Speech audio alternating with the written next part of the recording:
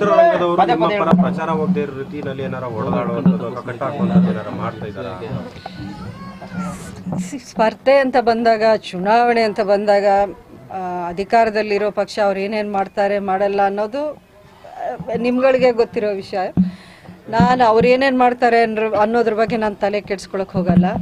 ನನ್ನ ಹಿಂದೆ ಇವತ್ತು ಪಕ್ಷ ಇಲ್ಲ ಅಥವಾ ಯಾವುದೇ ಥರದ ಅಧಿಕಾರ ಇಲ್ಲ, ಬರೀ ಜನರ ಪ್ರೀತಿ ಬೆಂಬಲ ಇದೆ, ಅಷ್ಟೇ ಸಾಕು. ಅದನ್ನಿಟ್ಕೊಂಡು ನಾನು ಮುಂದೆ ಹೋಗ್ತೀನಿ.